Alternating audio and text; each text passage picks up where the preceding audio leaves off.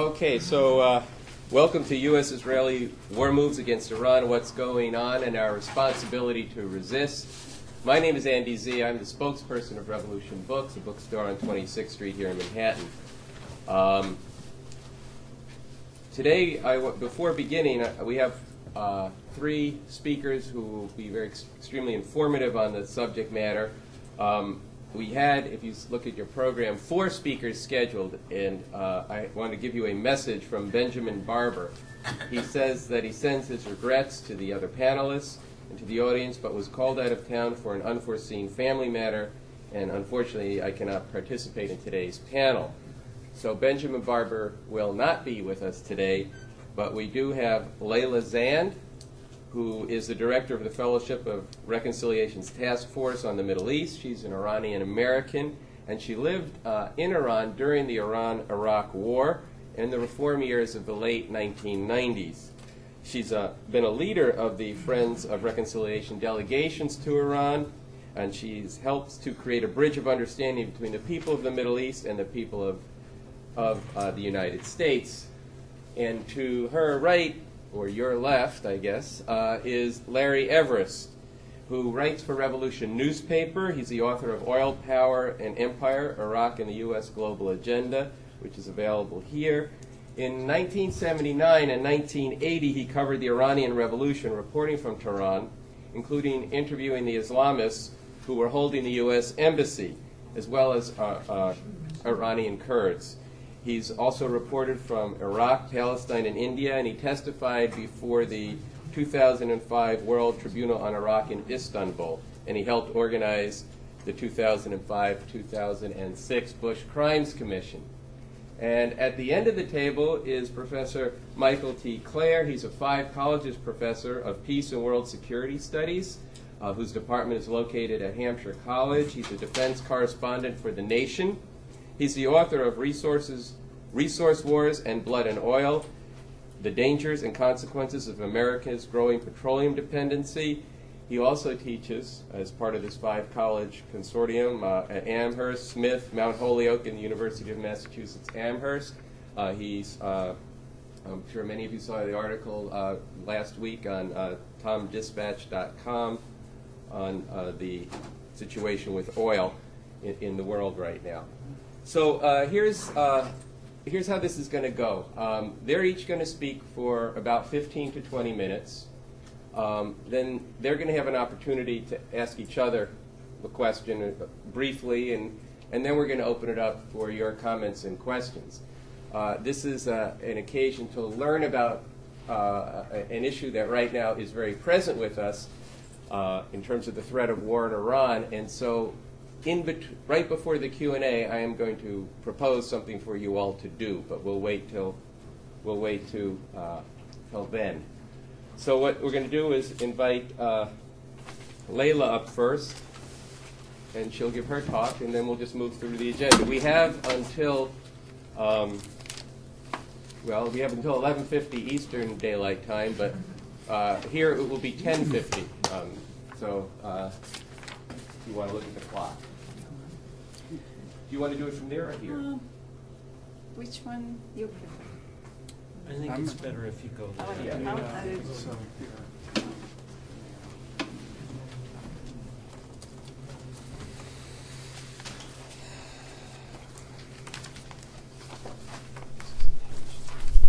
That's good. We have maps. Hi, everybody. Thank you for being here. Iran is an existential threat. This is what we hear all the time through the media, and the main reason we hear it because media and United States and Israel behind that, they want us to believe that. So I'm going to talk a little bit of how Iran could be an existential threat. Iran is the... Is there a microphone? There are no microphones. I'll try to talk loud. Iran, as you see, is in the middle of the Middle East. It's connected to Persian Gulf and Caspian Sea, and it's very important in the matter of socio-economic and socio-political way being in this area, the rich oil area. Iran has had its nuclear program since 1963, when United States actually introduced nuclear to Shahs of Iran. And then when 1979, the Shah left Iran, and he left many of the nuclear reactors for the revolutionary period to come. After the revolution, Iranians stopped using these reactors and working on these till 1988, after the war, and that was the time they started to relook at the reactors and using the nuclear. Couple of presidents came to power, to office, and left. President Rafsanjani and President Khatami particularly, they were interested in nuclear energy. And when Ahmadinejad came to power, it was the same. It was the same way of using the nuclear reactors and nuclear energy. But that was the time that Israelis and Americans started to feed us, American media, started to feed us with the idea of Iran as an existential threat. Iran's military budget is the smallest in the Persian Gulf area. Israel's military budget, Israel spends per capita of its military budget, it's the biggest in the whole world, and United States, of course, 59% of our budget yearly is on military. We spend more than the whole world's, all the countries' military budget altogether. Israel has, as WikiLeaks actually introduced to us, Israel has more than, sometimes they said more than 200 nuclear warheads, and Israel is not part of NPT. Iran is signatory of NPT, and based on that, Iran can work on nuclear power. This is the one thing I really recommend all of us think about that. From now on, listen to media. Anytime they talk about Iran, they said Iran's nuclear weapon program. This is not a nuclear weapon. Iran never said we are working on a nuclear weapon. And the IAEA, anytime they met with the Iranians and they met with the they visited the Iranian facilities, they never came with the idea that Iran is working on nuclear weapon. But Iran is working on nuclear power, nuclear energy. Other things that we hear Iran as an existential threat, and we should look at it in a different way, to see that the United States, unfortunately, in the past couple of decades, and specifically recently, is working on militarizing the Middle East by having more than something around 42 military bases just around Iran and in the Middle East, in Saudi Arabia, in Qatar, in Kuwait, in Bahrain. United States fifth fleet actually is in Bahrain right now, ready anytime they want to attack Iran. In the Persian Gulf, we've been there since the first Gulf War, and till now we are present there. Iran doesn't have any of these bases around the United States. And other things that the United States been doing around the militarizing the Middle East is the military aid. Every year, $3 billion of military aid to Israel specifically, and also military cells. We have, just in the last year alone, we have sold $67 billion of advanced weaponry to Saudi Arabia and $48 billion to Bahrain. These are both the countries don't have a very good relationship with Iran. And anytime also we talk about it, we want to attack Iran, we want to obliterate Iran, as Hillary Clinton mentioned, and also the Israelis. We want to know if another part that I want to look at it first is from the inside of Iran. We also hear, next to Iran as an existential threat, we hear the Iranian democracy movement needs us, Iranian women needs us. This is the same thing we've heard about Afghanistan. Unfortunately, we have to notice that no democracy, I don't know, should I say unfortunately or fortunately, no democracy ever came with the military invasion, with a military intervention. No democracy ever came with violence. Like Iran itself in 1979 had the most powerful and beautiful revolution, but never democracy came to that country because it was filled with the violence through the government and through the outside world. In 1980, when Iraq invaded Iran, immediately everyone forget about the democracy, and everyone inside of the country were just attracted to the borders and thinking about the borders and how can we save our country. I was in Afghanistan just last year and meeting the Afghan women to see how they are suffering from the violence that we added to already violent country. It was really sad to look at the Afghan women specifically and their situation since invasion of Afghanistan. I was thinking the same thing will happen to Iranian women. Why I'm particularly talking about women? Because as a woman, being in Iran and being during the war with Iraq and the revolution, I felt personally, and many of my generation or generation either before me or after me, we couldn't talk about anything but the war. And the country suddenly became so militarized. Because when you have military from outside, it helped to become your country militarized mostly domestically. And this is the time the generals of the army, they can make their voice louder, and the only voice we can hear is the general's voice, mostly men. Women cannot continue their fight for democracy. They cannot go forward to get better democracy or better position. And Iranian women mostly, they need a better condition in their life. And they are working so hard in the past 30 years or even before that, they are working toward a better condition for women. But anytime we had a foreign threat or anytime we had foreign intervention during the Iran-Iraq war, this voice of women was so quiet. Plus, they are the one who had to send their kids and their husbands to the war front. They are the one who are, because of the economy, they lose their jobs. They are the one who first lose their jobs. And of course, when they lose their job, they lose their voice as well. They don't have that much power. So attacking Iran will help the democratic movement in Iran.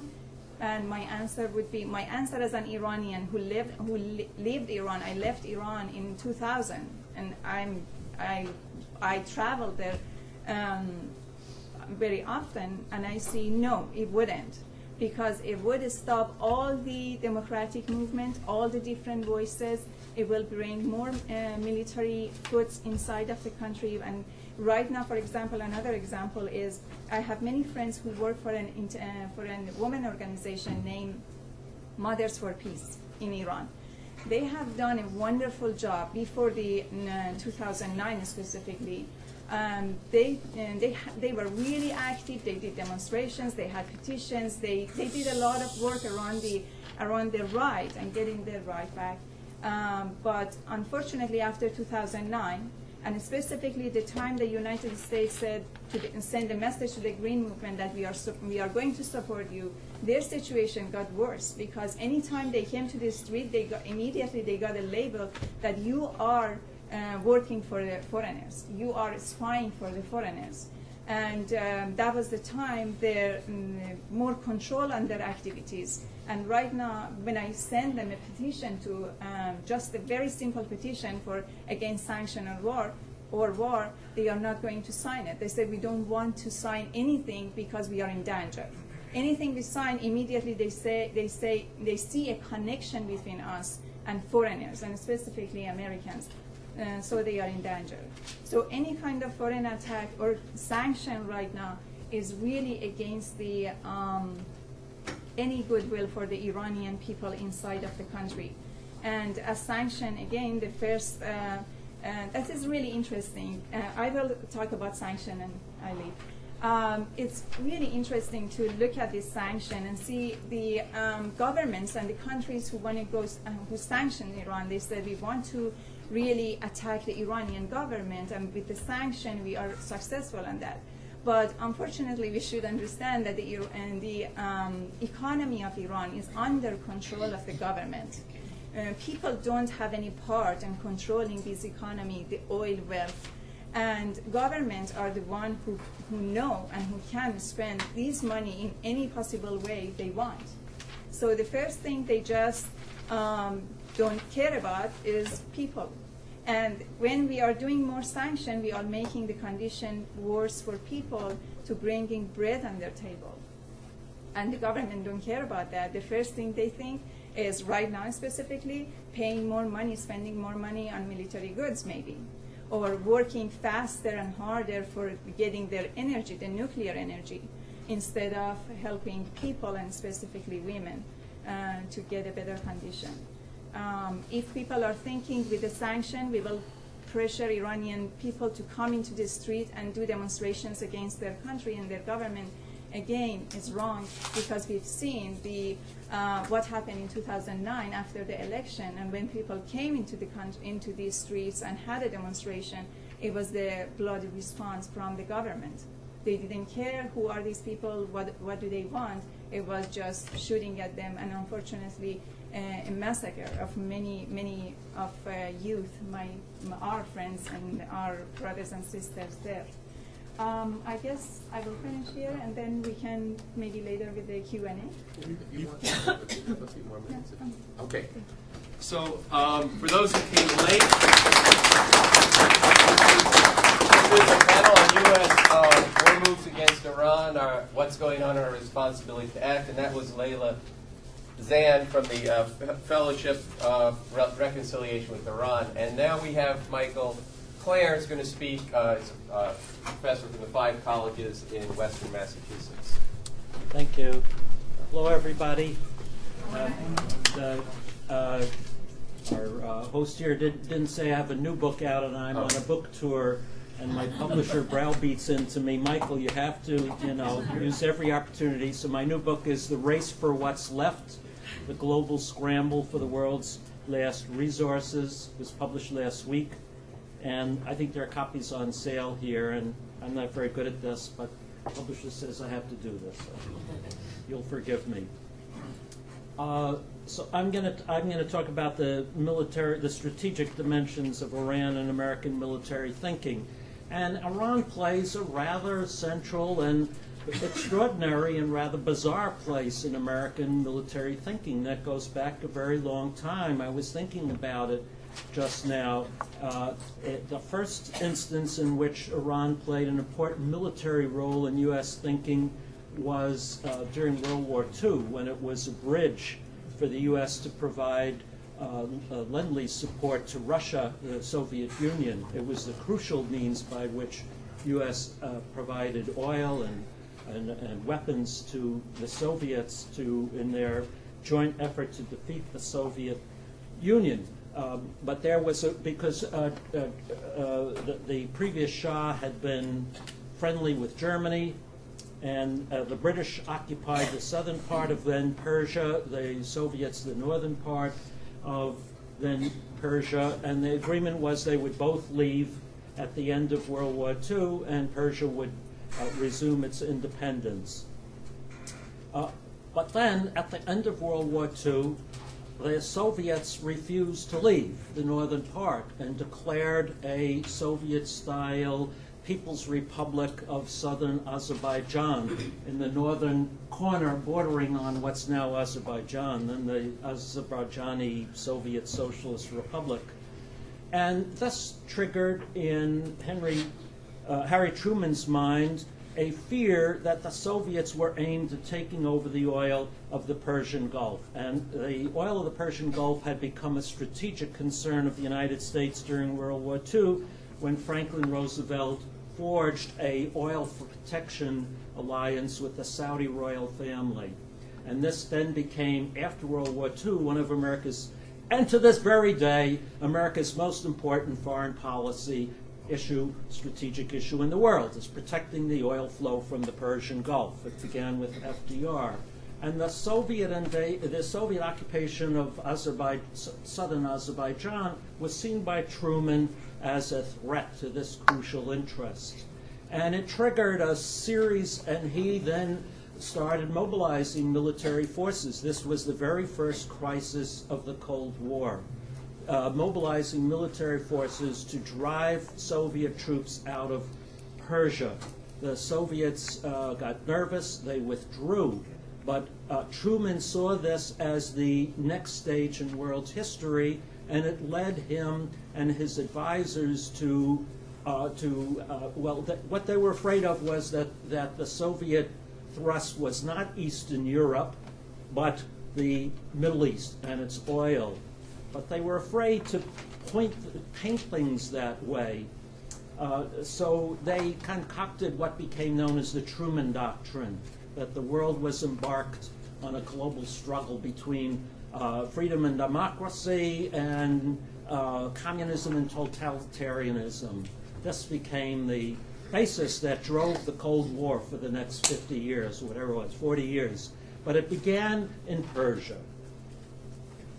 And Persia then became an important area for the U.S. The U.S. then intervened next in 1953 in Persia, again for oil, when the democratically elected Prime Minister, Mohammad Mossadegh, had nationalized, and this is a story I'm going to talk about later today, the Anglo-Iranian, then Anglo-Persian, Anglo-Iranian oil company, known to us today as BP. Now it has invaded the United States. But then its primary source of wealth was Persia, Iran. Mossadegh nationalized the BP, and this was seen as this was the first and most important nationalization in the Middle East, seen as a threat to American power and the wealth of Western corporations in the region. Oil corporations had to be smashed.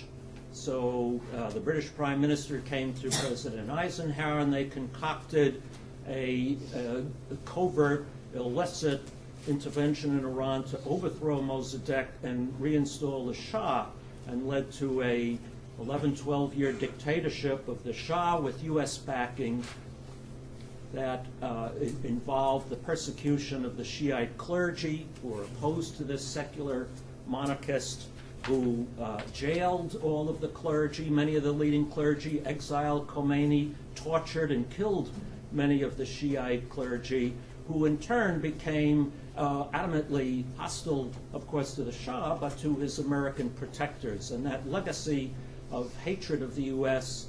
and this memory of the tortures in the Shah's jails, the beatings, all with equipment provided by USAID under the police support program, is a big part of why, to this day, the Shiite clergy still detests the United States. The U.S. got next involved militarily in Iran in the Iran-Iraq War that Leila spoke about, 1980 to 1987.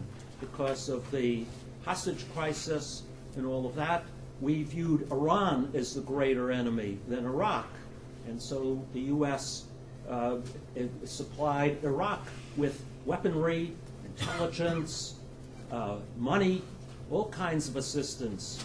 Sure, well, you may not all know, but the U.S. emissary to the Saddam Hussein was Donald Rumsfeld, acting as Reagan's personal emissary to Saddam Hussein, delivering the intelligence information that helped the Iraqis target Iranian forces in the field. But then the Iranians started attacking Kuwaiti oil tankers because the Kuwaitis were helping to finance the Iraqis. And the U.S. then, in line with I skipped a step, which was, so I have to go back and rewind the tape. After the revolution of 1979, President Carter issued his famous Carter Doctrine, January 23rd, 1980. Any threat to the flow of oil in the Persian Gulf is a threat to America's vital interests. It will be resisted by any means necessary, including military force. Right, now reel forward. 1986, the Iranians are attacking Kuwaiti oil tankers in the Persian Gulf, and President Reagan declares this is an instance of the Carter Doctrine being threatened, and we're going to intervene. And so the U.S. Navy was sent into the Persian Gulf to escort Kuwaiti and Iraq and Saudi oil tankers, and this led to a U.S. in an undeclared war with Iran, 1986, 87, 1988. The most tragic event of that, in addition to, there was the U.S. engaged the Iranian Navy in warfare, an event that everybody has forgotten, not the Iranians. But the most tragic event there was when an Iranian airliner on its way to Mecca was shot down by the USS Vincennes, a cruiser, thinking it was a fighter plane, and something like 250 Iranian civilians perished as a result of that incident. U.S. intervention turned the war against Iran. Iraq emerged victorious. Saddam Hussein, thinking he has friends in Washington, megalomaniac that he was, invades Kuwait. Operation Desert Storm follows. Now, once again, we're on the verge of war with Iran. I always, it's hard not to get the Irans and the Iraqs mixed up. So my question, what I want to use my time for, is why now? Why Iran? What's at stake? For all this time, 1946 through Mossadegh, through the Iranian Revolution, through the Iran-Iraq War, and the years after, it was very clear that the issue was oil, protection of the oil flow. And indeed, when the Iranians have said over the past few months that they're prepared to close the Strait of Hormuz, that narrow passageway over there that connects the Persian Gulf with the Indian Ocean, 1/3 of all tradable oil goes through there every single day. By tradable oil, I mean oil that's available on the open market. Without that, the world's oil market collapses, world economy tanks. This is the most important strategic point on the entire globe we're talking about, bar none. So the Iranians have threatened to close that, and like all previous American presidents since Roosevelt, or Truman in any case, President Obama says, that is a casus belli. We will go to war if you do that. And so we are at a point where a war with Iran is highly possible over that piece of geography. But is it about oil? That's what's on my mind, and I'm going to take a few minutes to speculate about this, but I look forward to the conversation with you. With the Carter Doctrine, it was very clear. With Reagan and the first Bush, it's very clear. Was the protection of the flow of oil essential to our economy? But the U.S. economy is not dependent anymore on Persian Gulf oil. China gets more oil from the Persian Gulf than we do. Japan, by far, gets more oil. Certainly Europe gets more oil. So in my mind, this is about power, not oil. Who controls the Persian Gulf, controls the flow of oil of the world, therefore has their hand on the economic jugular of the world's economy. And it is the intent of the U.S. leadership, Democrats, Republicans, liberal Democrats, far-right Republicans, and everybody in between, bar none, that the U.S. and only the U.S. and nobody but the U.S. have that control over the oil jugular. So this is about power in my mind. And it's not just any objective. It is the most important objective for the U.S. post-Cold War. During the Cold War, America's claim to be a superpower, to be the most important country in the world, in the West, was as the barrier to Soviet expansionism, as the most important power protecting Europe, our allies in Asia, Japan, and so on, and everywhere else in the world. We were the great barrier to Soviet invasion and assault. Well, those days are over. You know, that legitimized NATO, the Atlantic Alliance, CETO, CENTO, U.S.-Japan alliance, U.S.-Philippines alliance. Everything hinged on that concept. But that's gone. What does a superpower do? A country that has superpowerdom in its blood, in its nervous system. What do you do without that great threat? Well, I believe that for the United States, what keeps that superpower identity intact and keeps the U.S.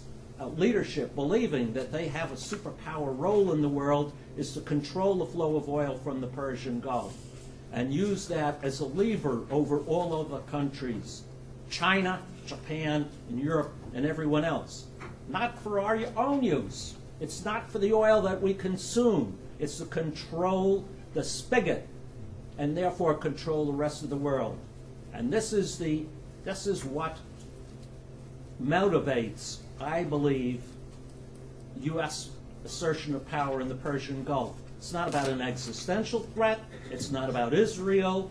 It's not about oil. It's about an assertion of power by an aging, somewhat, inadequate feeling, aging superpower trying to demonstrate it is still the most powerful country in the world. And Iran is the designated enemy that has to be kept on a harness. This is my view. I call it post-superpower stress syndrome. Call it whatever you want. And President Obama, any American president, I don't care who he or she is, in the position today, and the political environment in Washington, any American president has to be prepared to go to war with Iran in order to preserve American dominance in the Persian Gulf, because we have no other identity as a great power left to us in the world today. This is a must. You cannot back down from that. There is no retreat from that. Now, the Iranians understand this. And they have learned from what happened to Saddam Hussein. And I think that this is what motivates them to seek the capacity to make nuclear weapons. Now, I use my words carefully. Seek the capacity to make nuclear weapons. They are not, so far as anybody knows, making nuclear weapons. But they are certainly seeking the capacity to make nuclear weapons. Because once they had nuclear weapons, if they go down that path, it'll make it that much harder for the U.S. to intervene. The U.S. cannot allow them to become a nuclear power because that would destroy America's remaining superpower identity. Do you see that? Once Iran has nuclear weapons and the U.S. can't attack Iran for fear of retaliation, America as a superpower is virtually finished. And that is an unacceptable future for the American foreign policy leadership. It is intolerable to them. Therefore, war with Iran is, if Iran goes down that path, if either Iran moves towards getting nuclear weapons or closes the Strait of Hormuz, there will be war. Because if you're afflicted with post-superpower stress syndrome, that is the only response you're capable of. I'll finish with that.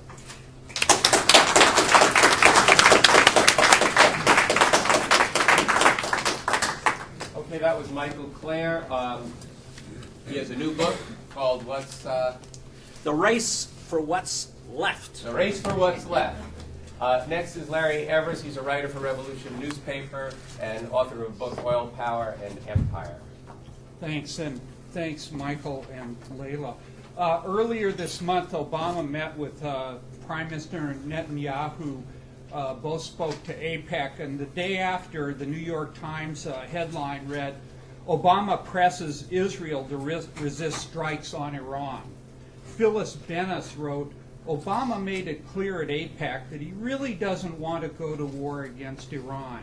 Many people breathed a sigh of relief. Wrong, very wrong.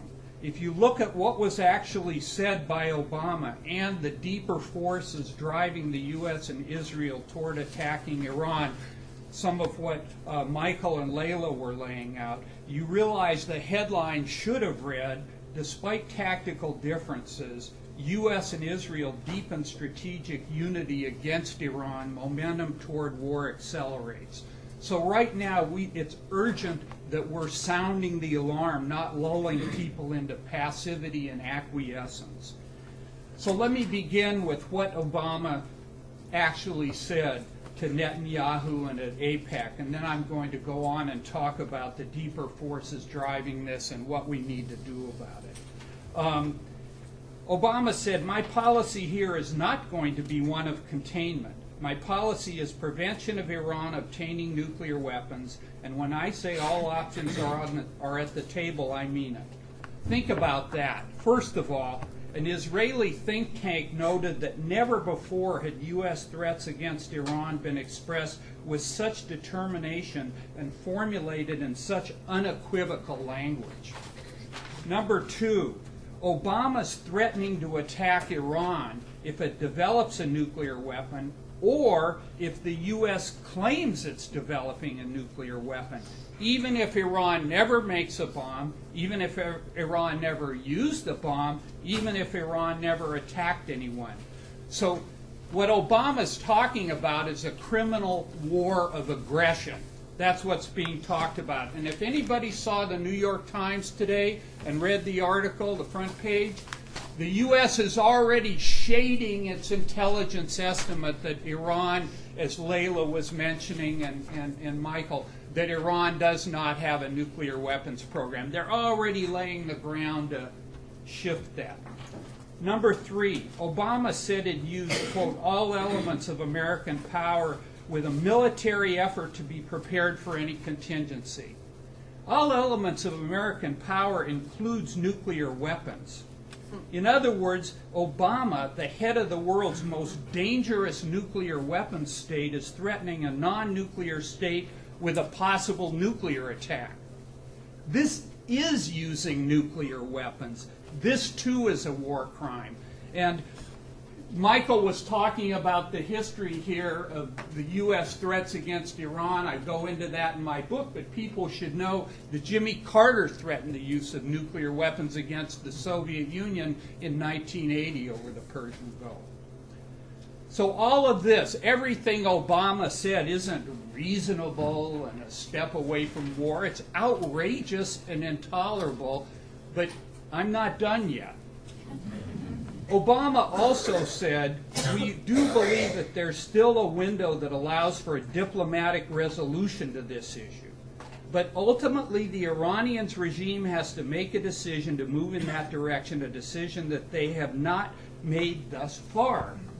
Well, let's deconstruct that statement. First, Obama's adding to the fog of disinformation and lies that Iran is likely pursuing nuclear weapons, and they're refusing to give that up and change direction. Second, Obama's hiding or obscuring the fact that the change in direction he and the Israelis are demanding is actually that Iran capitulate to Western bullying and forfeit its right to enrich uranium. You know, this was Michael's point on so-called capacity. For nuclear power, which it has the right to have under the Non-Proliferation Treaty. Finally, Obama puts the onus for any breakdown in so-called negotiations on Iran, meaning that later, and the Guardian speculates in September or October, the Guardian UK, Obama could claim he's walked the last mile for peace, but war's unavoidable. Just the other day, 2-3 days ago, he said the window for diplomacy is shrinking. So all of this is outrageous and intolerable, but again, there's more. Obama repeatedly made clear that the U.S., not just Israel, views the Islamic Republic as a strategic threat. He insisted any differences with Israel were tactical, not strategic. He did not demand that Israel not attack Iran. Instead, he insisted Israel had the right to make its own security decisions and that the United States will always have Israel's back when it comes to Israel's security. In other words, the U.S. is not going to stand in the way of an Israeli attack, and yesterday Panetta said that any war Israel launches, the U.S. would be involved in. All of this, in other words, this latest, pushed the momentum toward war. It didn't prevent war, it pushed things in that direction. And this is just the latest in months of escalating assaults on Iran, the crippling sanctions Leila mentioned, assassinations, sabotage, drone overflights, military shows of force. A lot of people call it a covert war against Iran. Martin Indyk, who's an imperialist theorist and strategist, wrote, "The dynamics of the current situation appear to make conflict inevitable. We're now engaged in a three-way game of chicken in which for Khamenei, the leader of Iran, Netanyahu, and even Obama, physical or political survival makes blinking more dangerous than confrontation." I've written about this extensively in the pages of Revolution, and I'd encourage people to read that. But let's stop and think about what's being threatened here. We're talking about thousands and thousands of lives. In 2006, the Union of Concerned Scientists estimated that if one bunker buster bomb was dropped on the underground facility near Natanz, a massive cloud of radiation would be released, and the casualty figures could be up to 100,000 people. That's on one nuclear site. So this is what we're talking about. But look at, we have a problem because way too many people are walking around in a state of disbelief that war could really happen because they think it would be too insane, or don't the rulers realize how dangerous this would be, or they just think that this is election year posturing or some sort of a frivolous wish of the neocons or the Israeli lobby. Or they're deluded about being able to see what's really in Obama's heart, rather than the historical geopolitical perspective that Michael was laying out. And I mean, I'll get into my own views on this, but rather than the bigger picture here. And I don't think it's so much, my own view is it's not so much, in a nutshell, people don't see the logic and the necessities driving the danger of war. And I think we have to start with what's the underlying foundation for everything this society does. The underlying foundation is the necessities and the dynamics of capitalism imperialism, which is a system based on ruthless global competition to exploit labor, control and access resources and markets, and ruthless political military struggle to violently dominate vast swaths of the world. Why do you think the U.S. has been at war in Iraq and Afghanistan for the past 11 years? And then we can go back in history. I think this is the core of it. I don't know that it's, I wouldn't say identity, I'd say the needs of this economic political system. And if you read Obama's new Sustaining U.S. Global Leadership Priorities for 21st Century Defense, it repeatedly links U.S. military superiority, access to and control of various regions of the world with U.S. prosperity. In other words, the functioning power and standing of U.S. capital around the world, all of which is at the core of whether this system maintains itself. And again, for the rulers, as Michael was pointing out, having a stranglehold on the Middle East is not optional. It's been crucial to their position since World War II. And I won't repeat what Michael said, but I think this point of having a chokehold on the oil spigot, on the flow of oil, is crucial now to their global power. In fact, I would argue it's even more crucial in the post-Soviet period, the post-Cold War period, because this has been a time that the U.S. faced both new challenges and new opportunities, and has been driven to attempt to create an unchallenged and unchallengeable empire, including by taking down any regional rivals. And this is precisely what's at stake in the Middle East. It's maintaining hegemony of this region against the regional challenge from Iran. The U.S. and Israel are well aware of the risks of war, but they're increasingly consider the risk of not attacking Iran to be even greater. Why are they threatening Iran knowing it doesn't have nuclear weapons? Why demand a halt to enrichment? A February 24th New York Times piece revealed some truth. Quote, Iran could be seeking to enhance its influence in the region, by creating what some analysts call strategic ambiguity. Rather than building a bomb now, Iran may want to increase its power by sowing doubt among other nations about its nuclear ambitions. In other words, even the possibility Iran could build a bomb at some point or have the capacity to do so could enhance its influence, change the regional balance of power, and erode U.S.-Israeli hegemony. Nuclear weapons are extremely dangerous in anyone's hands, including the reactionary regime in Tehran. But the U.S. and Israel aren't threatening Iran to eliminate nuclear weapons. They're threatening Iran to maintain their monopoly of nuclear weapons in the Middle East. And the issue of nuclear weapons is part of something larger, a battle to fortify U.S.-Israeli regional dominance by weakening or taking down the Islamic Republic. Iran isn't a problem for the U.S. because it's a reactionary theocracy, and nor is Iran seeking to challenge the structure of global capitalism. Iran's a problem because it's not fully under the U.S. thumb. It's a strong state with enormous oil wealth and its own needs and ambitions in the region. This is the problem, that this causes problems for the whole U.S. structure of power from Israel to the Gulf states and beyond in this region. And Iran has historically also been a huge prize for different rival empires. The battle now is accelerating because of U.S. failures in Iraq and Afghanistan. People hear about increased Iranian influence in Iraq, and an arc from Iraq all the way to the Mediterranean of possible Iranian influence, or from Iran rather. So there are the failures in Afghanistan, the upheavals across the region, and Iran's refusal to halt its enrichment program or abandon its regional ambitions. Why does Israel loom so large for the U.S.? And I do think this is in part about Israel.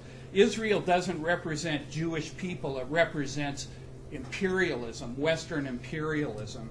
It's the U.S.'s unsinkable aircraft carrier and most reliable military and political asset in the region, which is why the U.S. has stood by but is also stuck with Israel.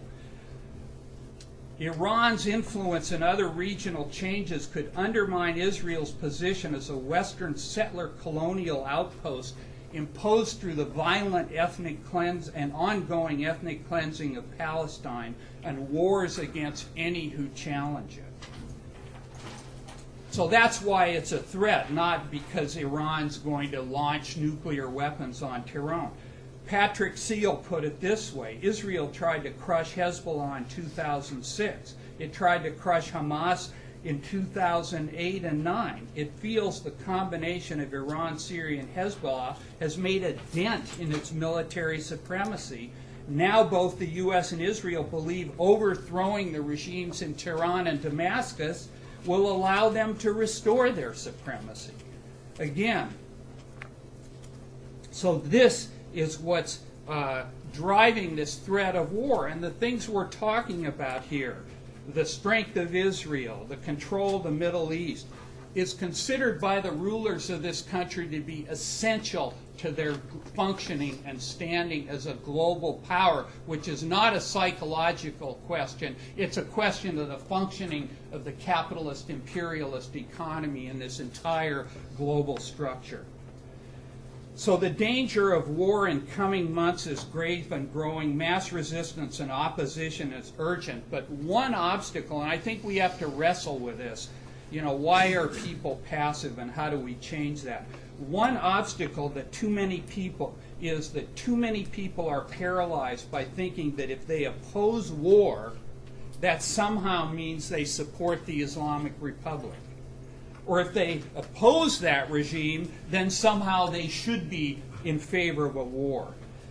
Bob Avakian's analysis of this dynamic, this is from the new book Basics, is critical to breaking out of this false dichotomy and attendant paralysis. What we see here, and he's talking broadly about the clash between imperialism and various kinds of fundamentalist regimes or movements across the Middle East. What we see in contention here with jihad on the one hand and Macworld, Mac Crusade on the other are historically outmoded strata among colonized and oppressed humanity, like Iran, for example, up against historically outmoded ruling strata of the imperialist system, which posed the far greater danger to the planet. And then he goes on to say these two reactionary poles reinforce each other even while opposing each other, which I felt like a lot of what Leila was talking about in terms of what happens when Iran is threatened to the people there really reflected this. If you side with either of these outmodeds, you end up strengthening both. So mass resistance here in the belly of the beast against the crimes of this government are essential to breaking out of this kind of paralyzing and deadly dynamic and bringing forward a different way that's neither imperialism nor religious fundamentalism. But we need more than that. I mean, look, again, Afghanistan, Iraq, Libya, one horror after the other, and now we're talking about yet another one. The violence used to maintain this system of global exploitation concentrates its utter bankruptcy and utter illegitimacy. This isn't a matter of human nature. It's not centuries-old religious differences. It's the working of a historically evolved economic political system. We need a different system and a radically different state power. We need revolution to get there. It's necessary and it's possible. Because of the work Avakian has done over several decades in sifting through the positive and negative experience of previous communist revolutions as well as human experience broadly, there's a new synthesis of communism that he's brought forward, a viable vision and strategy for a radically new and much better society and world. And there's the leadership that's needed to carry forward the struggle to that goal. So I really encourage and urge people to get into Avakian's work and what he's been wrestling with. I want people to imagine for a moment, we're talking about some really bracing horrors here, both historically and looming in front of us, but I want to end by encouraging people to imagine for just a moment a world after a revolution based on this new synthesis that I've been mentioning. The following's from the Constitution for a New Socialist Republic of North America draft proposal, which the Revolutionary Communist Party published.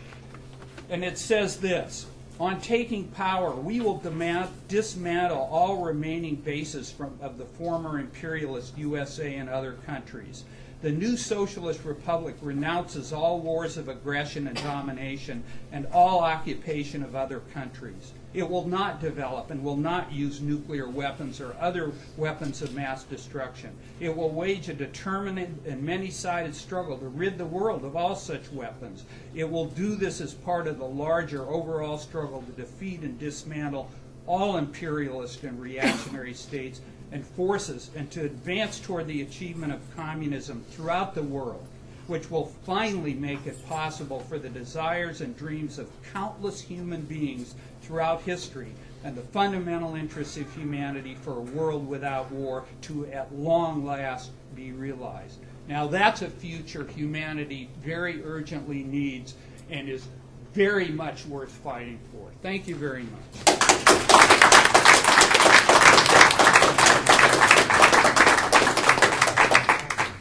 Okay, what I want to do is give the panelists an opportunity to respond to each other or ask each other a question. We can do that. So we have about. I'd rather that we. You'd rather just open it up? Yes. Yeah, okay. Sure, I'm good. Either way, All right. Well, we whatever. got a lot of hands. So let's start down here. We'll move up and move around. Yeah. Okay, my name's Evelyn Leopold. I'm a journalist, and I cover the UN for the last 20 years, and these subjects interest me very much. And I also have an office right next to the Iranian. Yeah, we can't hear I have it. an office next to the Iranian news agency, so this dialogue goes on all day. First of all, reading the press, I'm not so sure that there is an opposition to this war within Israel and within the military of our government. Doesn't mean it's not going to happen, that Israel's going to hit Iran, but we do have an election coming up. It means oil prices go up, and war has many, many unintended consequences. Secondly, I think I don't want to see anybody get the bomb or the capacity for one, whether it's Iran or Israel or anything else. And Iran has no friends. It's not just the U.S. It has no friends except Syria and Hezbollah. It has no friends in Russia. It has no friends in China. It has no friends in the Middle East. And it's boys and their toys. They do not want to see. Once Iran gets a bomb with a capacity, Egypt will want it, Saudi Arabia will want it, and it spreads because everybody has to have that kind of prestige. That even goes for nuclear energy. There are about 50 countries in the world who want nuclear energy, who don't really need it, and who will never have the safety devices that even Iran has. So I think they should enter into talks, and they should not have the capacity to build a bomb because it's dangerous, whether it's Iran, Saudi Arabia, Egypt, or anyone else in the Middle East. It's bad enough Israel has one. I think we need to Yeah. move on. Yeah. Right. I also wanted Do you to have say, yeah, go ahead, all right. That's Yeah, with your permission, I want to get a few comments and questions, and then you guys can respond, because we have, I Many think, people. about many Sure, people. sorry.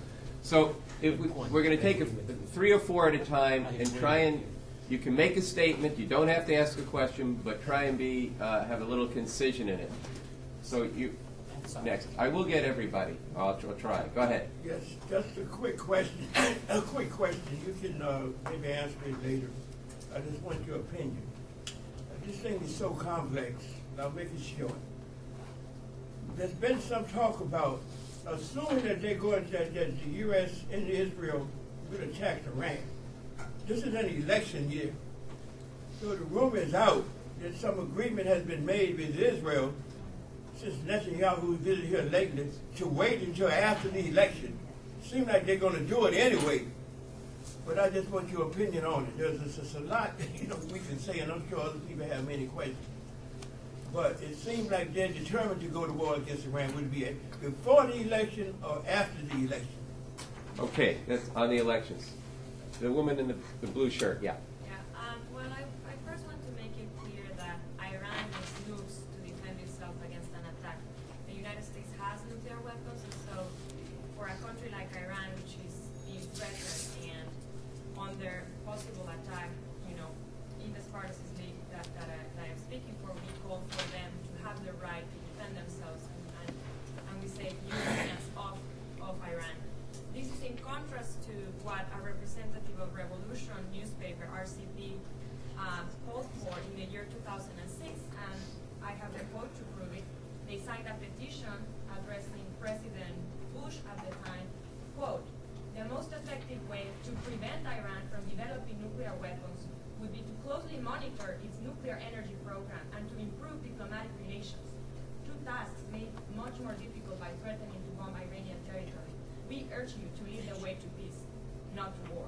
So that's the true face of these fakers who come and quote Boba Bakian. Instead of reading Boba Bakian, I would suggest that you read Vladimir Lenin, who very clearly identified what we're seeing in Iran and in the Near East as plain old imperialism. So what we need to get rid of this is, on the one side, you're a revolutionary in this country, oppose capitalist politicians, not build coalitions like the world can't wait to get rid of Bush and have Obama in place, but actually build a revolutionary Trotskyist party that fights for a socialist federation of the Near East. We're not going to get rid of these religious fundamentalists and this backward situation that women are forced, as it was mentioned, by just calling for plain democracy and putting a new politician in power. I urge you to consider the perspective of Trotskyism and permanent revolution, and not to fall for these cheap, calls for, things that are clearly counterposed to the interests of the Iranian people. Okay, but just 30 seconds to finish. I mean, you guys have a lot. The consensus. You've made a very coherent statement. My point So is, no. People are. I'm going to finish. All right. So. No, she made. Look, wait. You made a statement, and it's good. Fine. It's in the room. Why are you against Iran having nuclear weapons? Your question is on the table. Why was this statement in the paper, and is it an accurate reflection? But let me just get one more question and let the panel. There's very big issues on the table. Okay, here he had his hand up first. I wanted to address Professor Klare. In my mind, I associate you with James Howard Kunstler and Richard Heinberg.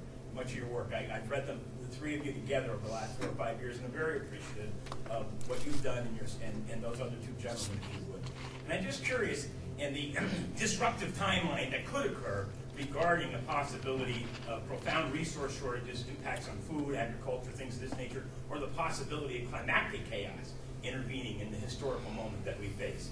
And if you have any thoughts on the competing timelines of resource depletion, particularly in regard to oil, soils, climate, and the possibility of changing this historical dynamic that you described as how the anxiety of our post-imperial dominance.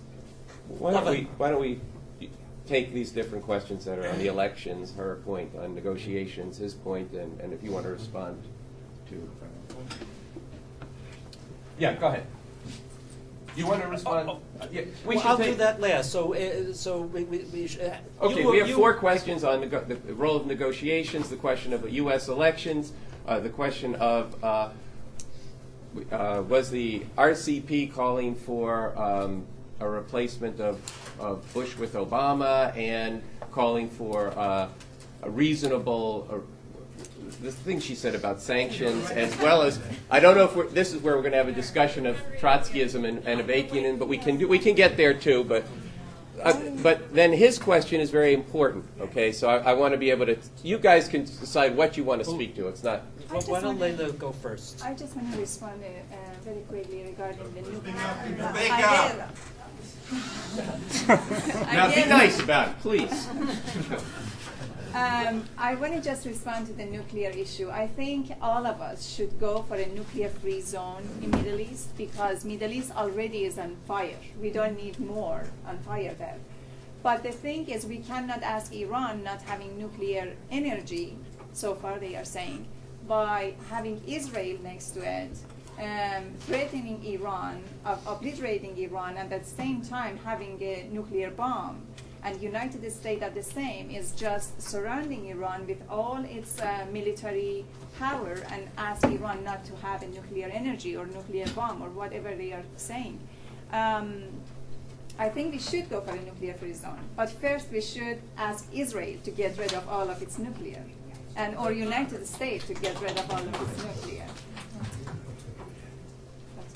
Why don't you go next? Yeah. I'll go last. Just quickly on to follow up. Look, I don't know what paper you're waving around. That does not at all reflect the position of Revolution newspaper, which has been unalterably opposed to sanctions or any form of bullying.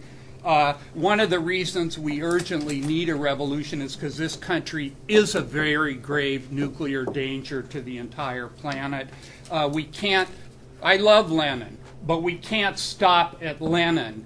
this is a science that's evolving and developing of how to make a new world, and that's why I recommended Avakian, who's looked at this whole arc and brought forward something new.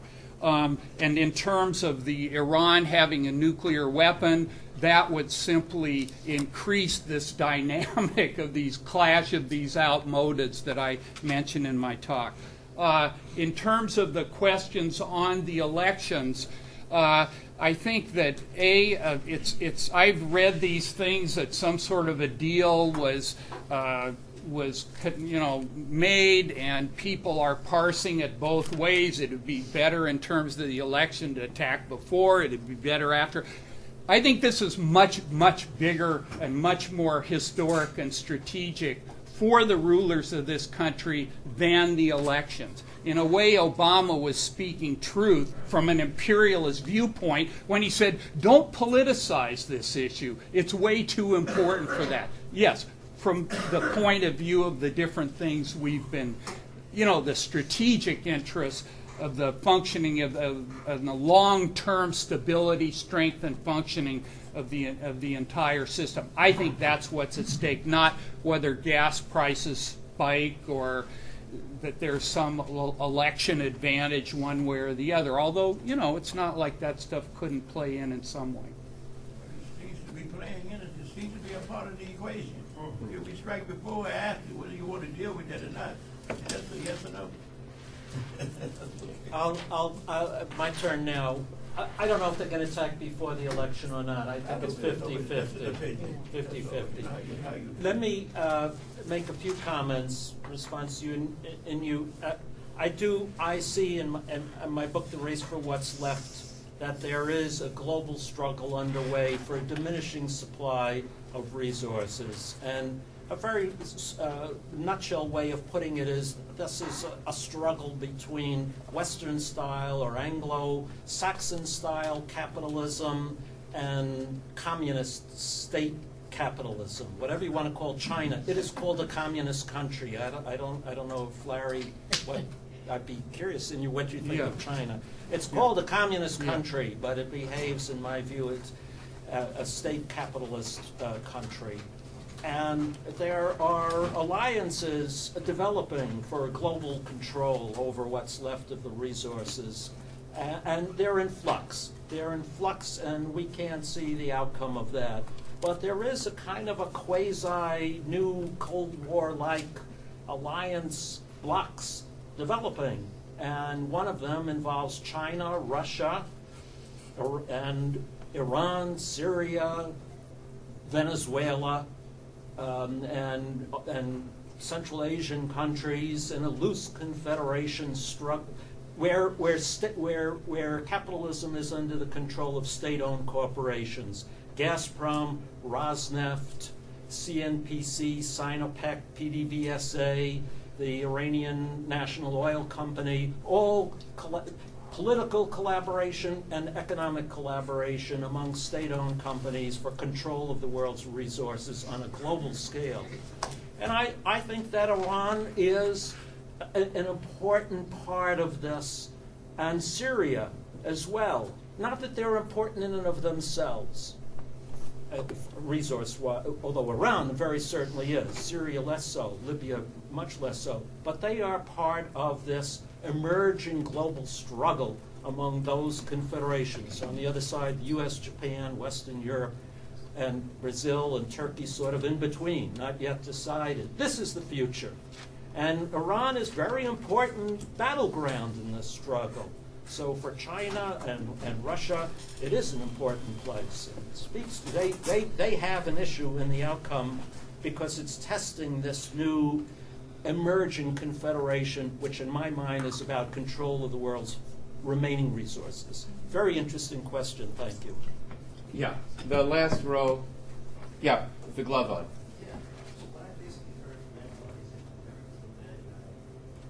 Not from me.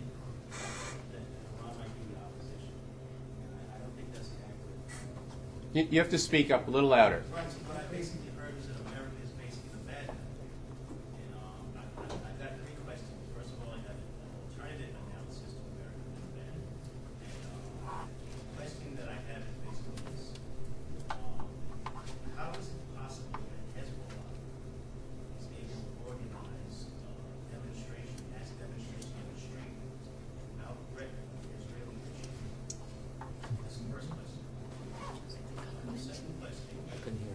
Why is Hezbollah able to organize street demonstrations without? Massive street demonstrations without the threat of an Israeli airstrike. Okay, without the threat of an Israeli airstrike. I want to know why there's no talk about the president of Iran being in the doomsday which actually wants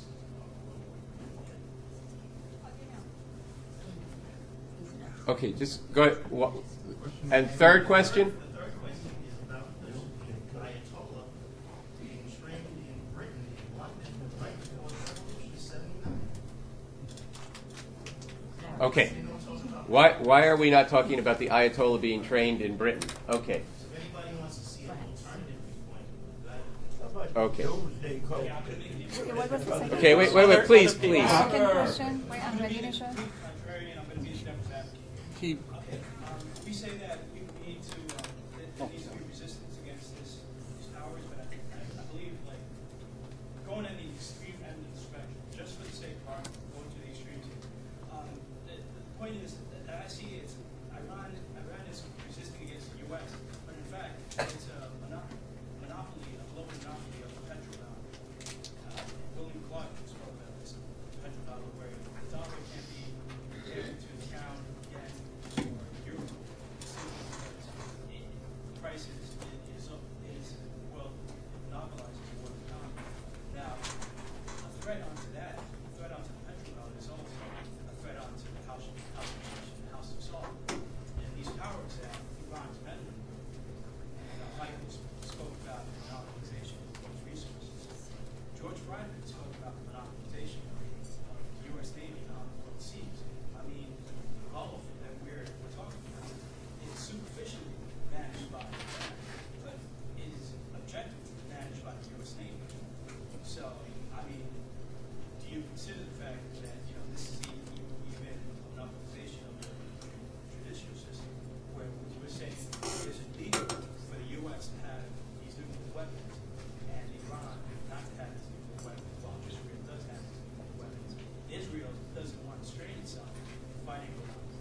The U.S. might be spread too thin, too many wars, and too many fronts at the same time, and the military might be spread too thin. But it's simply a matter of who takes out Iran.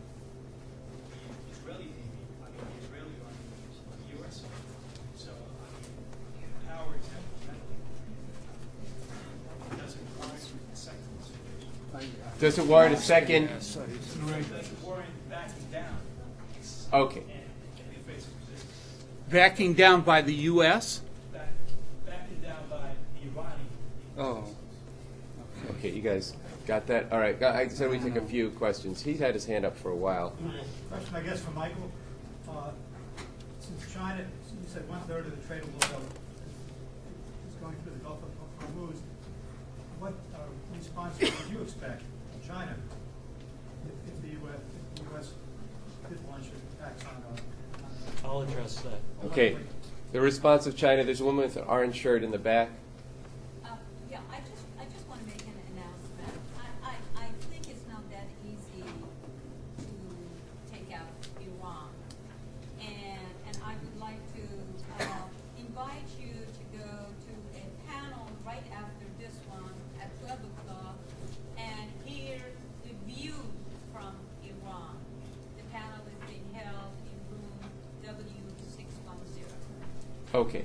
Then, since that was an announcement, he has had his hand up for a long time, and then I'm going to take the next round, which would be you guys have both had your hands up for a Right. while. 10 years ago, two graduate students at MIT, Austin Long and his colleague, did a study on the practical implications of Israel launching a unilateral airstrike against the atomic facilities, nuclear facilities in Iran. And the conclusion of that was that, and this is dated, was that it would have to be launched with the United States air refueling capability, allowing them to increase their sortie rate. Now, the problem I have with the left at this point arguing this is that we're now in a new situation. They perhaps could do it unilaterally. I doubt it, because of the difficulty of the target sets inside Iran. And what is not included in this as a constraint on American power and Israeli power is the conventional military fallout from this, because it is unlikely, given what has happened in Iraq with the use of the capabilities of the Iranian armed forces, particularly the Iranian Revolutionary Guard Corps and their special capabilities for the past 10 years, it's unlikely that they will sit on their behinds and not respond. So my problem with this is there would need to be a conventional response from the U.S. military, and the U.S. military, if anybody goes to conferences, which I have done for 10 years, they are totally opposed to this. They look on this as ludicrous nonsense because they feel they were suckered into Iraq to start with. So I wanted the panel to, if you have talked about that, perhaps maybe test that out some more. The conventional military constraints on such an ambitious, absurd project as launching a unilateral or bilateral attack on Iran with conventional weapons. I think we have some substantive questions that would be worth stopping here and replying to them. Okay, I'll start. I'm the defense correspondent of the nation, whatever that means. I thought your question is well taken, and I don't think we should labor the point. None of us, probably in this room, are in a capacity to truly answer that. I think you're right that Israel probably cannot carry out the threat. What it can do is go ahead and do it anyway and blow it. And they've dragged forced the United States to participate for fear of it going awry and causing widespread catastrophe. So, saying, look, we're going to launch this in 48 hours, and if you don't come along, we may blow it, and there'll still be all of the consequences that would happen if you did it, or we succeeded or failed. So it'll force the U.S. hand, and I think that's what Netanyahu said. Essentially, whether they're I know just from what I know about how these things work, without having any inside information whatsoever, that Israeli and American military commanders have talked about the mechanics of this. So if they say we're going to go ahead in 48 hours, they'll whip out plan XYZ 987 or whatever it's called, and send out the orders. So they war game this and they plan for it. What will be the consequences? In war everything goes awry. So we could expect everything. But I think that Iran's response. We're not talking here, at least in the beginning, about all-out war. We're talking about strikes on various facilities, and Iran's response, I think, will also be tactical. Will be missiles fired at oil refineries in Saudi Arabia, attacks on tankers in the Gulf of Hormuz, getting Hezbollah and Hamas to fire missiles and do things. I don't know what the outcome of that will be, but we shouldn't picture Iraq. It's not going to be that. That's the best I could do in that. And the other question about China, who asked that question? Yeah, there you are. I think the Chinese, their project is the forward march of Chinese capitalist, communist capitalist state economy. And they're not going to do anything that will jeopardize that. Or I should say, their primary motive is to keep the Chinese Communist Party in power forever. That's their number one goal. And to do that, they must maintain economic growth. And they're not going to do anything to jeopardize that. They're not going to intervene militarily. They will scream bloody hell in the United Nations and do everything they can in that venue to block a war. There will not be any UN sanction for war against Iran, for example. This will be unilateral, or friends doing it. And in the final analysis, they'll buy oil somewhere else. But if they could get cheap oil from Iran out of this equation, they'll do that too. They'll make whatever the best deal they can for them and the Chinese Communist Party, CCP. Uber alles. Leila? I just want to say I agree with you on the China, and I just want to add it a little on the possibility of Israel attack Iran. Plus what you said, I want to add United States still has troops in Afghanistan and Iraq. And one possibility of Iranians actually kill members of the U.S. troops in both Afghanistan and Iraq, and they will use their power. Proxies. They will use their power specifically in Iraq with the Shia party, and they are a huge embassy in Iraq. So they will respond through that. Yeah, that's right. So, you done? Listen, on the point of the military, let's not forget that war against Iran has been debated at the highest levels of government since 2003 in the wake of the invasion of Iraq. They brought Jay Garner into the White House and said, hey, do you want to do this job in Tehran? That's where real men go. This was in May 2003 before Iraq went sideways on them. You know, in 2005 and again in 2007 and 8, this was being debated, and I think one of the constraining factors was what you're pointing to, the unpredictable consequences of an attack and all the difficulties that get talked about in the press. But you know, I think one of the things that you know, as I said in my talk, I think the balance is tilting toward, as what John McCain said, the only thing worse than war on Iran is Iran with nuclear capacity. You see, so, you know, they could possibly take that gamble, feeling that the benefits that the risks were just too great to take in terms of how it would shift the global playing field. The other thing somebody mentioned, shouldn't just Iran just stand down? Well, one thing people should know is that Iran has repeatedly offered, including in 2003, to negotiate all of these issues and resolve all these issues in return, basically, for U.S. recognition of Iran's quote-unquote rightful place in the region and its interests. The U.S. just said forget about it because the actual U.S. agenda is either weakening or overthrowing this regime. Somebody's shaking their head, but there we go.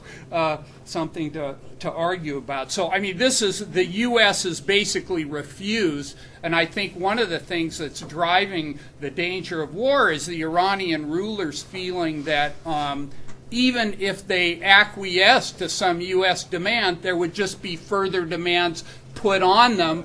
Their legitimacy and coherence of the regime would be fragmented, then there'd be new attacks, and the regime would be overthrown. So this is part of what's driving this confrontation.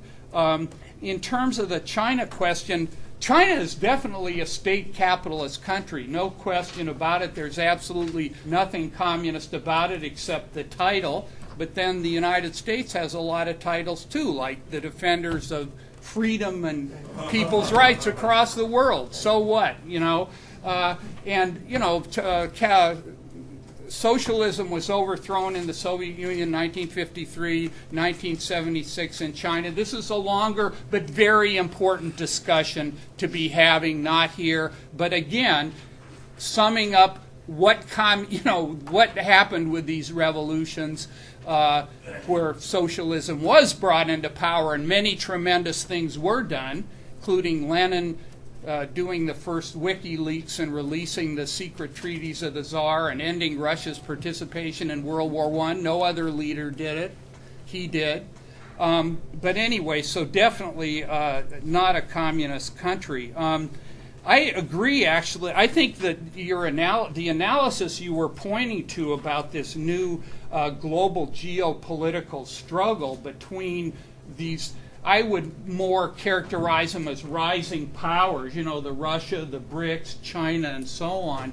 I think that's very important, and I think that's a big thing that's driving the U.S. necessity even toward Iran. And I agree. I thought your point about Iran being a part of this global picture, not simply the regional picture, is extremely important. And I think you can see, I think it's true, China, I mean, there was a WikiLeaks released a thing that the U.S. and Saudi Arabia were secretly trying to wean China off Iranian oil and guaranteeing the Saudis would give China oil.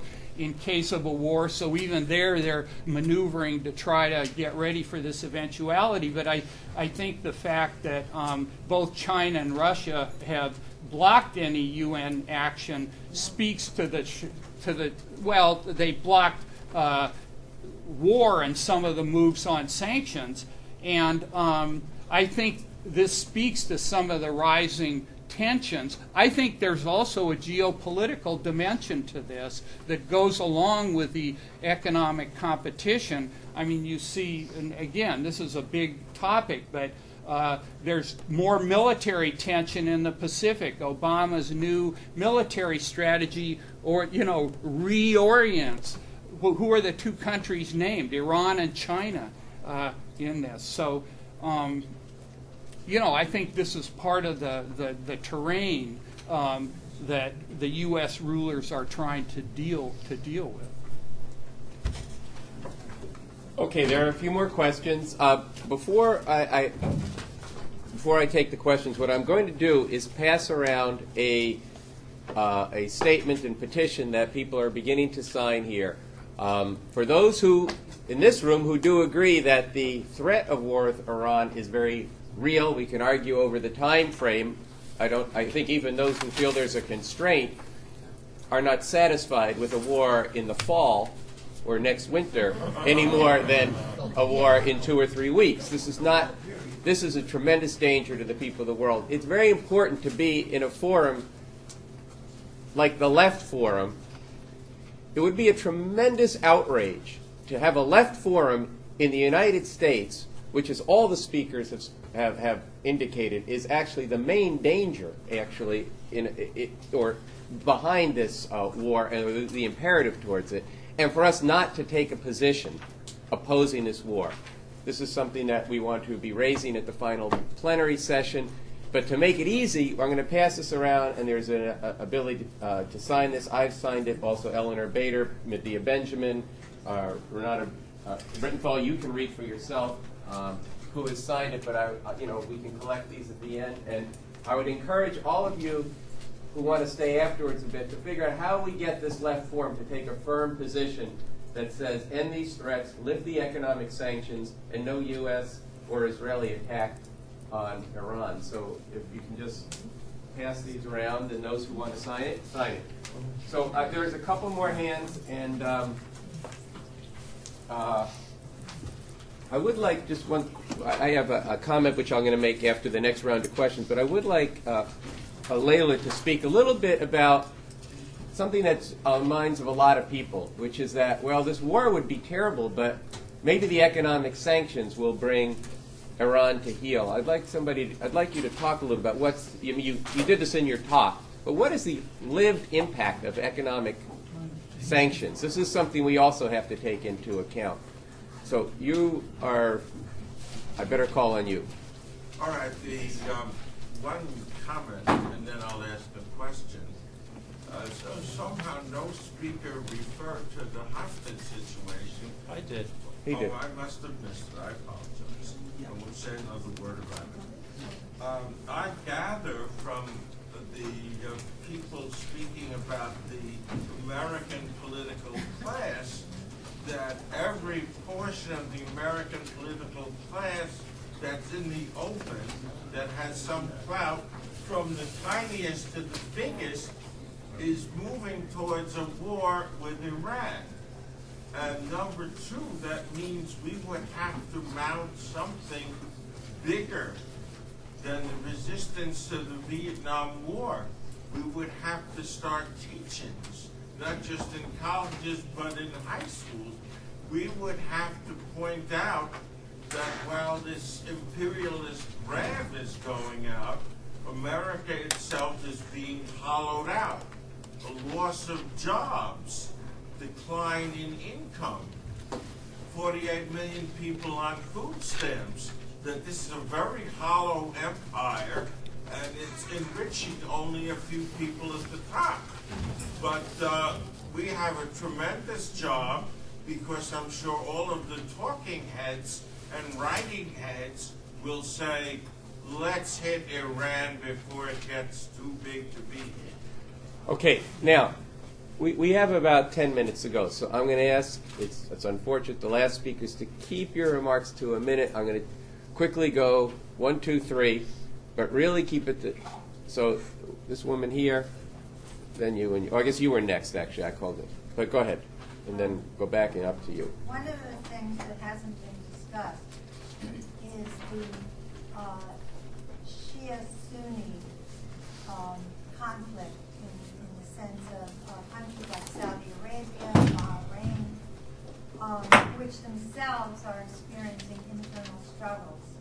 And that, so if you could just say something about that and the fact that the U.S. is arming Saudi Arabia to the hilt.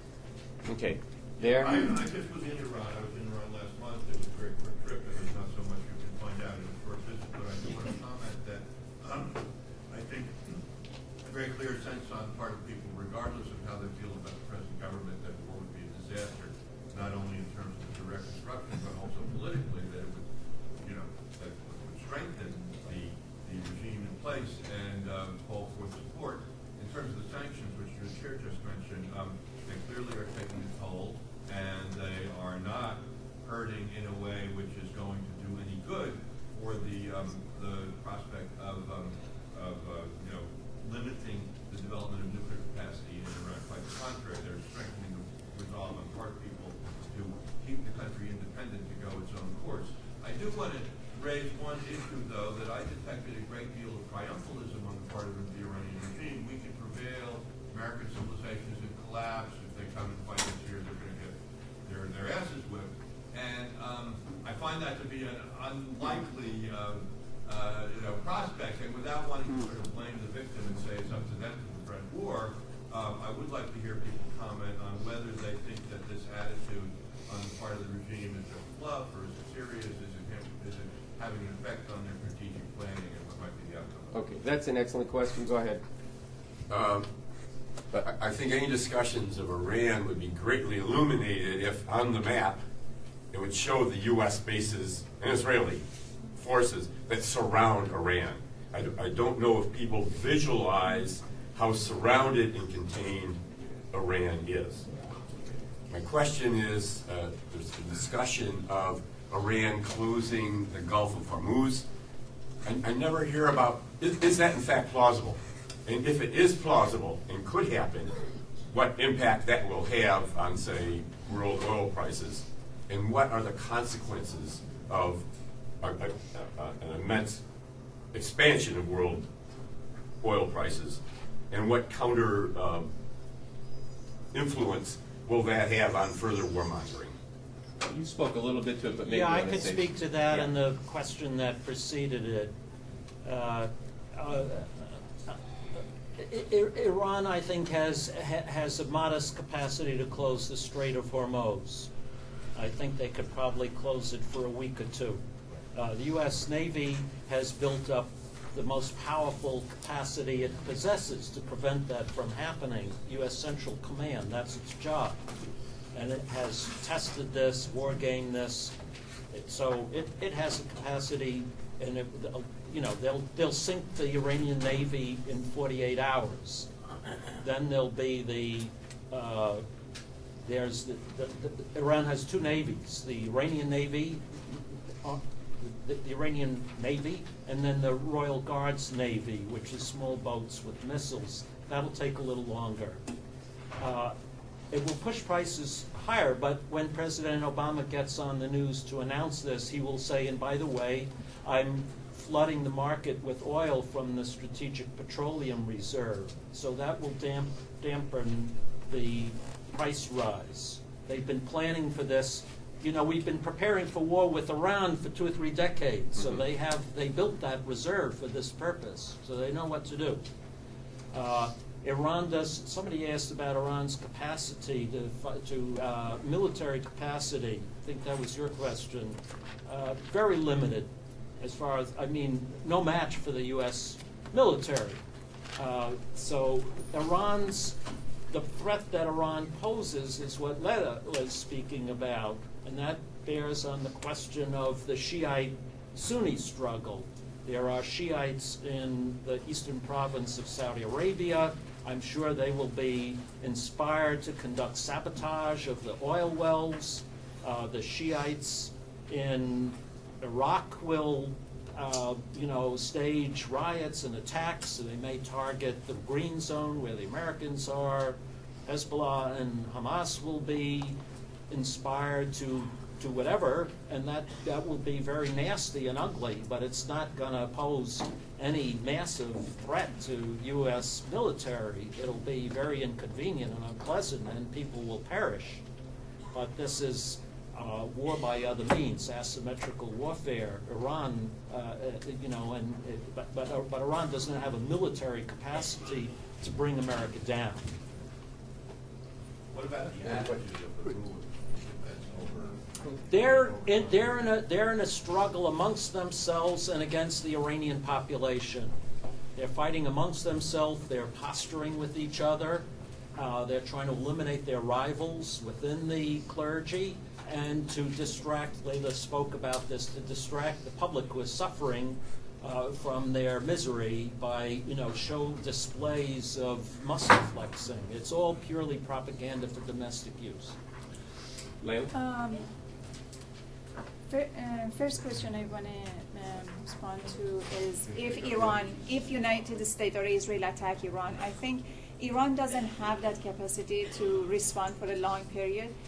Based on what we know on military budget, Iran with 72 million of its population has just $7 billion of military budget, compared to Israel with 8 million of its population is $16 billion of military budget, and United States, 59% of our budget is on military.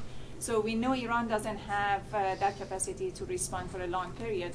But of course, Iran has Shia groups in different countries around itself, as well as the influence on Afghanistan and Iraq.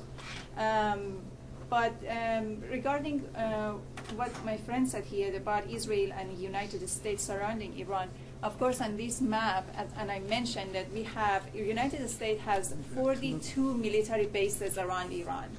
And on this map, if you look at east of Iran, northeast to east, we have Azerbaijan, Turkey, Iraq, Saudi Arabia, Bahrain, Kuwait, Qatar. We have all military bases over there. And on east, of course, we have in Afghanistan.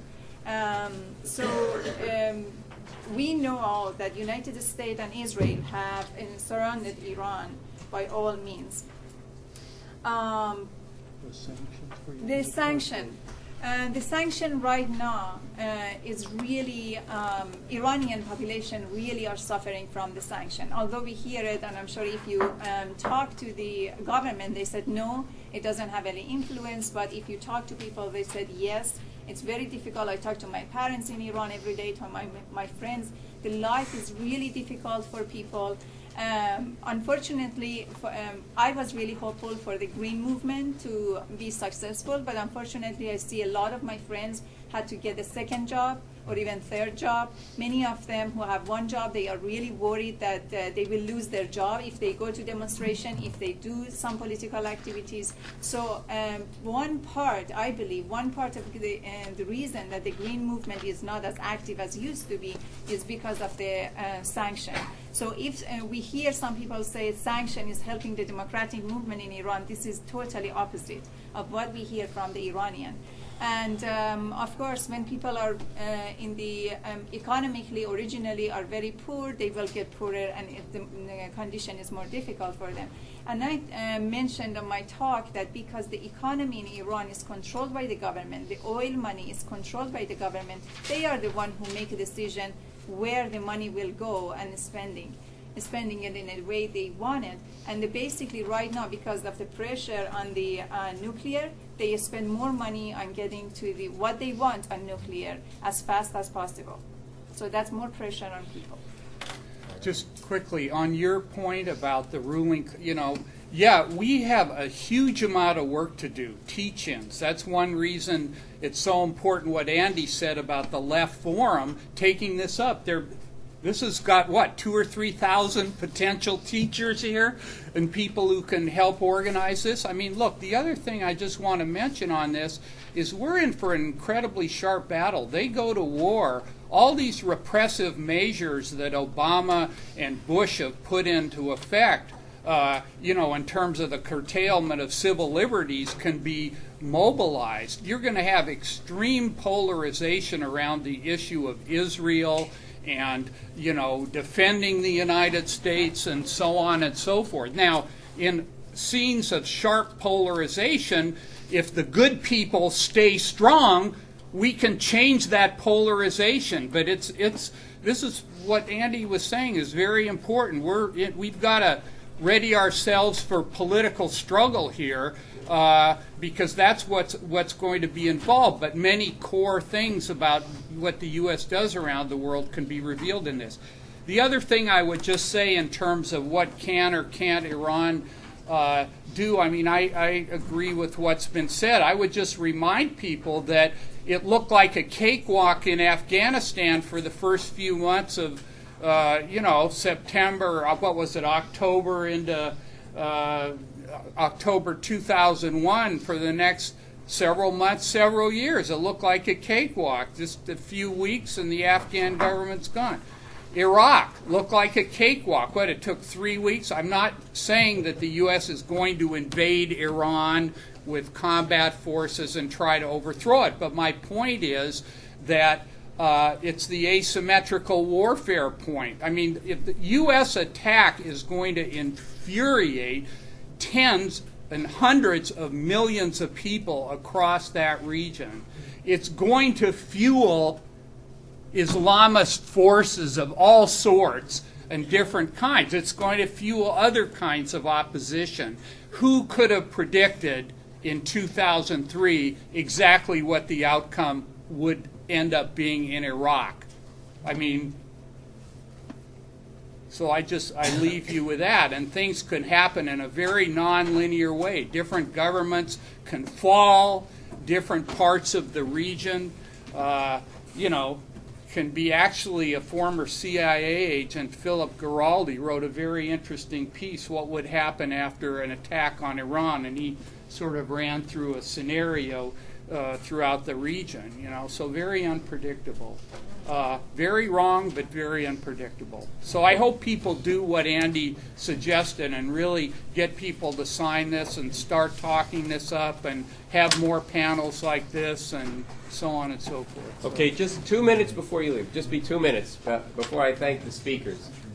I have to go to another panel, so we have to wrap this up right now. Well, then there. Okay, so what you going to say? Okay, I'll try and keep it to 1 minute. Number one, just to reiterate this, the people in this room have heard some very important presentations. This has to be taken out to the left forum.